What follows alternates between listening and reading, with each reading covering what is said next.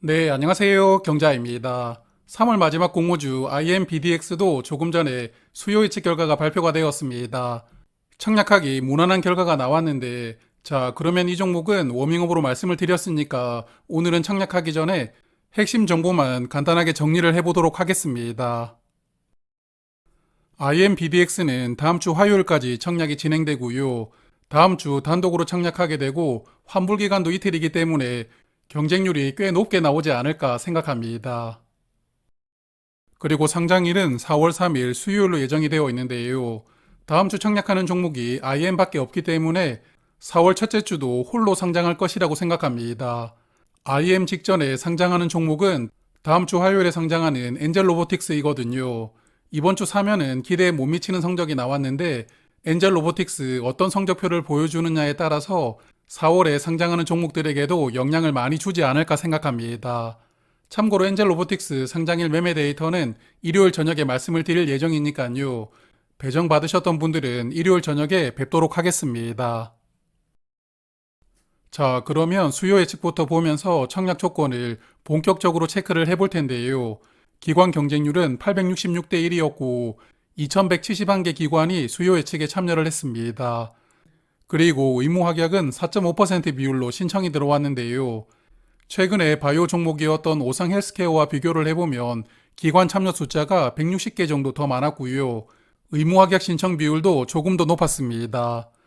그래서 오상 헬스케어보다는 수요 예측 결과가 조금 더 좋았다고 볼 수가 있고 전반적으로도 양호한 결과가 나왔다고 판단합니다.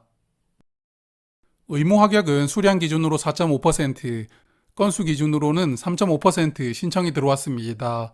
확약 신청이 적었기 때문에 최종 배정에서 확약이 크게 늘어나는 것은 어려워 보이는데요.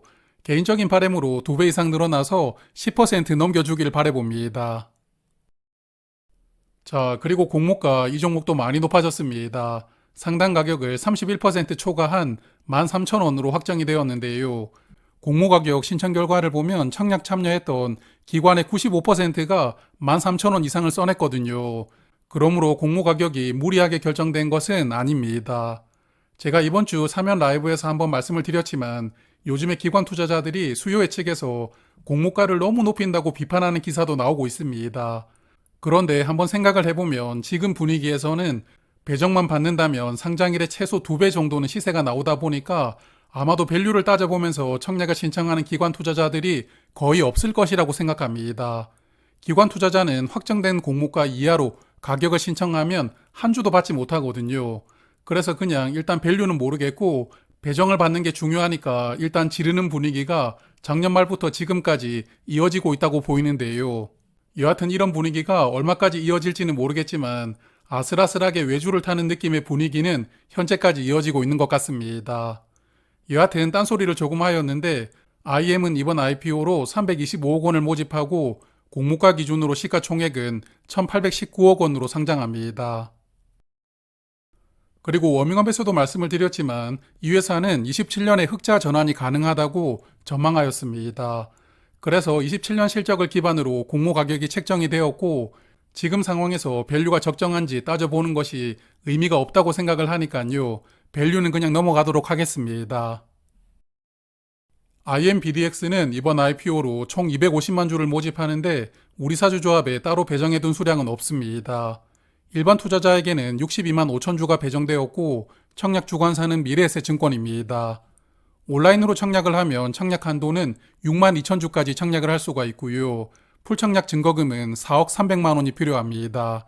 그리고 최소 청약 수량은 20주, 증거금은 13만 원이고요. 청약 수수료는 2천 원입니다.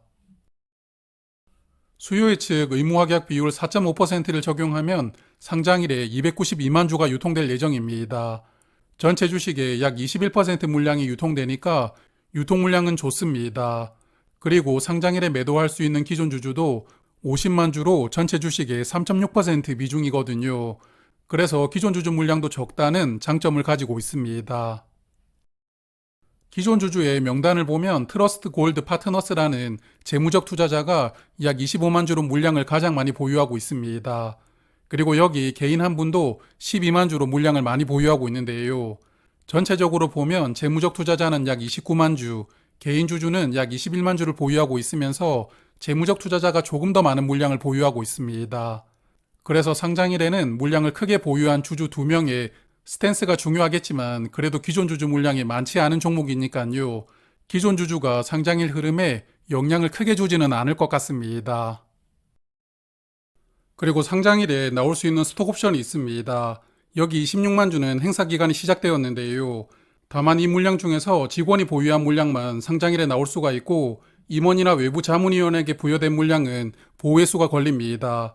그래서 일반 직원이 물량을 얼마나 가지고 있었는지 궁금했지만 증권신고서에 따로 구분을 해두지 않아서 정확한 물량은 파악할 수가 없었는데요. 그래서 대략 상장일에 최대 10만 주 정도는 나올 수 있겠다고 생각해 보았는데 10만 주가 나온다 하더라도 유통 물량에 크게 영향을 주는 수량은 아니니까요. 개인적으로 스톡옵션 물량은 크게 신경 쓰지 않아도 될 수준이라고 생각합니다. 자, 그러면 정리를 해보겠습니다. 일단 최근 공모주 시장 분위기가 조금은 차분해지고 있다고 느껴집니다. 이번 주 상장했던 사면은 유통 물량이 아주 좋았기 때문에 조금은 기대를 하고 있었는데요. 지난번 KNR 시스템 정도 시세는 보여줄 것이라고 생각을 했었지만 기대보다 못 미치는 성적표를 받았습니다.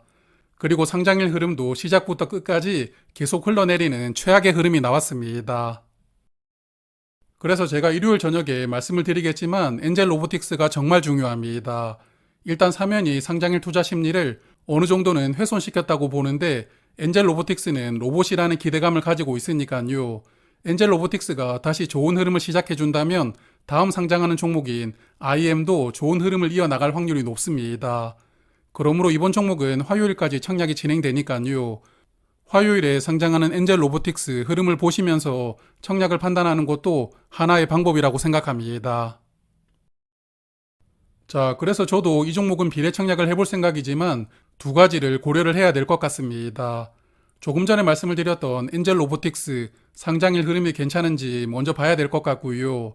그리고 다음 주 단독 청약에다가 청약 한도가 많은 미래에셋 증권이 주관사라서 경쟁률은 꽤 높을 것 같습니다. 그러므로 경쟁률도 보면서 비례 청약을 할지 말지 판단을 해볼 생각이고요. 조금 애매하다면 그냥 균등만 청약하는 것도 생각하고 있습니다. 이번 주말은 서울은 온도가 18도까지 올라간다고 합니다. 그래서 이제 개나리 정도는 볼 수도 있지 않을까 생각도 하고 있는데 여하튼 즐겁고 편안한 주말 보내셨으면 좋겠습니다. 자, 그러면 오늘은 여기까지 말씀드리고요. 오늘 하루도 수고 많으셨습니다.